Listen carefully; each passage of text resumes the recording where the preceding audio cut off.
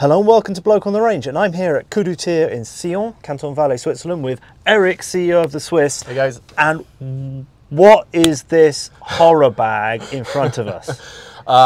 This is kind of my pet project. So the story of it, 2 years ago I started my hunting license. So in Switzerland, a hunting license, it's at the cantonal level. And in Canton Valais, you have basically 1 year of practical stuff to do. So shooting is involved, and second year is theory and an exam. And I needed a hunting rifle, but in the back of my mind, I wanted to build myself a scout rifle. The scout rifle is kind of this outdated concept nowadays. Jeff Cooper. Yeah, and I mean, with the abundance of like cheap semi-autos and AR-15s, the concept is kind of dead to me. But it doesn't mean it can't be cool and that you can't have fun. And also the modern new build bolt actions, like the CZ600 Trail and various others. But yeah, this had its heyday in the late 90s, early 2000s. Because the concept of Jeff Cooper, he was kind of in this time, like lightweight bolt action that use AR-15 magazines that didn't exist, cheap AR-10s that you can buy from Ruger that didn't exist. So I wanted to build myself an old school scout rifle. And in Switzerland, Sportorized K31s are plenty available and they're cheap. Yeah, very cheap. Let's have a little Bloke on the Range tangent here. Swiss Bubba is a thing. We like to call him Bäbbu, but we're in French-speaking. You got a French-speaking Switzerland equivalent? Not really. We call them. We just call them horrible. So basically, the Swiss straight pulls are so plentiful here. It's like the US 50 years ago when you'd pick them out of bins. A lot of them these days, certainly the ones in military configuration, are getting picked up by US importers and exported to the US en masse. However, I didn't pay cash money for all of my Swiss pulls. Some of them I mean, I think for my 1889, I paid a dude $40 for it because I was buying ammo from him. It was like, yeah, if you buy this ammo, you can have this rifle for $40. And I was like, deal. And it's all matching number, and the bore is straight, and I actually shot it, and it's perfect. $40. And the ones that have already been cut down previously, they can't give them away. Because the US importers don't want them. They literally can't give these things away. They are practically cheap. They are cheap as free. The people will practically pay you to take them off their hands, because then they don't have to go to a gunsmith's or the police to get rid of it. So while it is a total horror bag, it is not Eric's fault.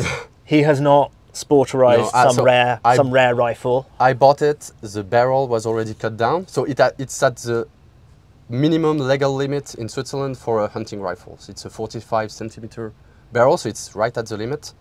The stock was already cut down, so I was like, the damage is done. At least I will have some fun with it. So you will get enjoyment out of it. That's much better than it being shredded. Yeah, because there's so many of them that are just lying down in like shops that people don't want them because they don't want to shoot a Sportorized K31, and I'm kind of a sucker for them. I kind of enjoy them when I see them online. And, I already have too many rifles. I don't need another Sportorized K31.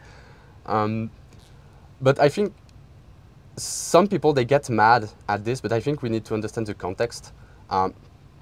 Lots of these, they haven't been Sportorized in the past 10 years. They've been Sportorized like in the 40s or 50s. Well, this one will have been, that's a 1957 refurb. Is there a P mark on it at all? I don't think there's no P mark on it. So this came out of army stores. This was refurbished in 1957, and then will have just come out of army stores at some point. So there's no. Yeah, they're not valuable here. The damage, as you say, the damage was done years ago. There's no point in restoring them because literally the rebarreling costs you 900. Yeah, the rebarreling costs me like, I don't know, for 900, how many K31s can I get for that? You can get 6 or 8. Yeah, probably. So it's not worth the money to restore it. And in the context, I think I understand where people are coming from, because people didn't have as much access to they did have access to firearms, but they didn't want to put the money for a hunting rifle at the time. They're done with their military service. They have this perfectly fine rifle. It's just too heavy for hunting, and they didn't know that in the future these would become such collectibles, prized. But they're not rifles. collectibles here. They're not collectibles here, but in other countries they are. And I understand where they're coming from. Oh, I have this rifle. It's not doing anything. I want to go hunting. Like I just cut off the stock, cut off the barrel a bit, and you have a perfectly fine. I mean, when I pass my exam with it, it's a shoot at 150 meters. It shoots just as fine as some. I scored better than some people that had like $4,000 setup with a $150 scope and a junk K31. So, right. So what I think is I'm going to go get the camera and poke it at you and the rifle. You can explain what horrors you've done, sure, and how you're going to make it even more horrible and even more memey. Yeah, let's do that. So we'll start at the rear. So the stock basically they cut the stock at the front. So the rear of the stock hasn't been damaged in any way, but you can clearly tell it's been sportorized, so you don't have the upper handguard anymore. It's been cut down. You don't have the barrel bands. So that's all gone. Other than that, I just put this nice little sticker of a Bernese mountain dog with night vision, because when you put stickers on guns, it makes thuds really hungry. Oh, so yes. There you go. The action haven't been touched. It's the standard straight pull that we all know and love. Nothing's been touched here. I got this. So this is a kind of a Swiss exclusive. I had many people on Twitter ask me where they can get their hands on this one, because it's kind of cool. It's a 12-round magazine for a K31. And it's approved for competition, but how much cash money does that cost? Yeah, these are expensive. I think they want like 130. So about the cost of a decent K31 in original So basically, condition. I put way more in accessories than the price of the rifle. Damn like right. by a lot. As it should be. So yeah, it's cool. One feature that I like about the mag that some of my friends that have shot it do not. There's no idiot stop. Yeah, there's no bolt hold open. So you can. Some people don't like it because you don't know when you're empty. I like it because I can just single load the rifle, like Jeff Cooper envisioned his scout rifles. The barrel. So I'm not the one who cut it, but it's been cut down to 45 centimeters. There's this. It's been yellowed. But the front sight's been refitted quite professionally. What's the Yeah. crown like? That's all right. Yeah, it's okay. Yeah, it's not too bad. It's actually been done fairly Yeah, it's been done pretty okay, and they did this like. Oh, awful sling. Yeah, this is terrible. This so bad. We'll talk about it later because I need to change this, because this is. I actually shot a sling. Yeah, because I was at the range and it moved forward, and I put a hole in the sling. So this is a terrible design. I need to remove that. I put this scout scope mount. It's from Bäbbu Tactical. Is it any good, or is it? It holds 0 perfectly. I got it secondhand from some guy in Switzerland. He wanted, I don't know, I think they're like $60 or $70 a piece. Yeah. And he sold it to me for like 35 Swiss francs. Okay. So, the target is coming back. We're having targetry electronics issues today. Originally, so this is the worst version of it, because I put this Trigicon Reflex 12 MOA sight, which is kind of an antique.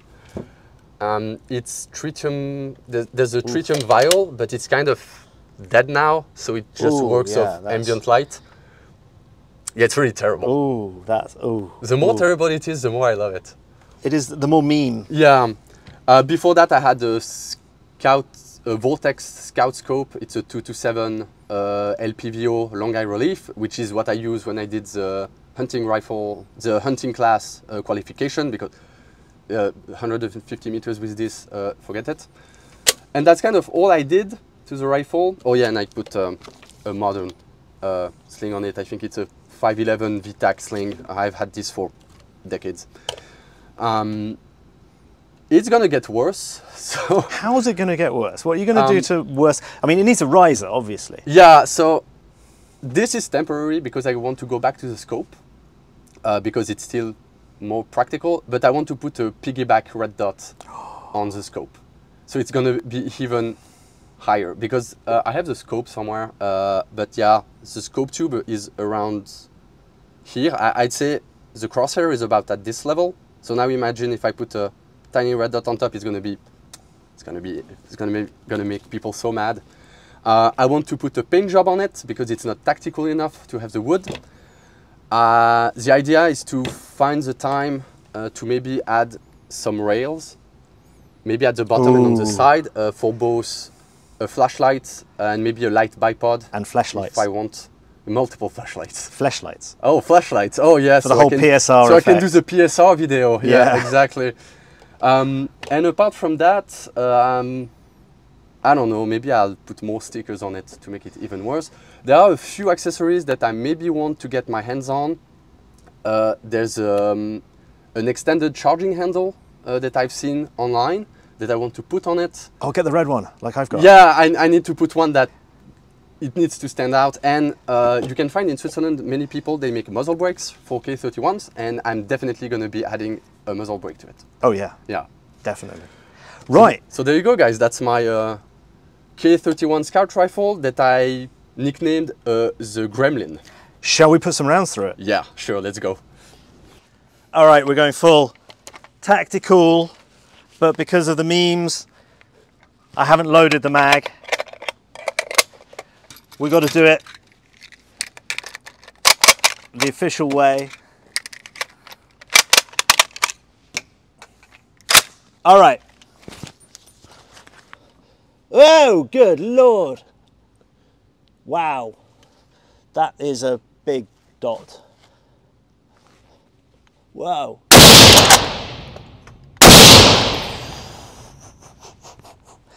It is shooting quite a bit, right?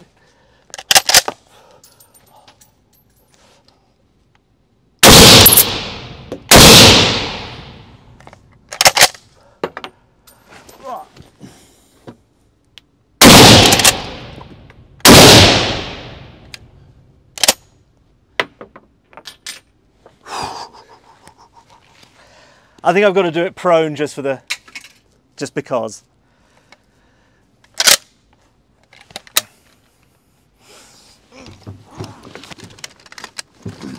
Whoa.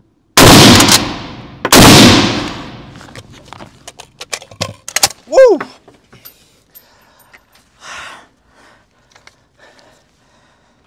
That is very, very silly. Oh my God. That height overboard. I mean, because your head's up so much, even prone, you're not getting that stuck in your face. But that's very jawline contact. Oh, that's an awful lot of fun. If you want to see Eric shooting it, look on his channel, linked in the description below. So how was it? That was actually a lot of fun. It's actually a lot of fun rifle. Just because it's crap and a meme doesn't mean it can't be fun. Exactly. And for those people wondering why I put the formal shooting jacket on to do a couple of bits of drills like that, steel butt plate, we're doing a lot of shooting today, and I do not want to be destroyed by the end of it. So, but yeah. And short barrel, so it kicks a bit. Yeah. Makes a nice fireball at the exit of the barrel. It certainly does. But with a little low profile 1 or 2 MOA dot, actually that would be quite fun. That would be, I think we could put some nice groups. Because looking at it, it still shoots relatively straight. You wouldn't want to stand there. Yeah. I mean, it's not zeroed, it's shooting way off to the right, but it's fine. That 12 MOA dot is a meme. It's terrible. But it's an really old school red dot, so... Yeah, it's like looking at the moon. Yeah, exactly. Red moon. But anyway, thank you so much, Eric, for being here today and sharing and helping out, pushing buttons and holding cameras. Thank you so much to Kudu Tier for hosting us. Thanks a lot to them for the whole day. Thank you so much to Patreon and player and app supporters who enable us to spend all this time and money to make this thing. Sorry there's no Chappie today, but I hope Eric has been an excellent stand-in. Check out his channel and see you again sometime. Bye. Ciao.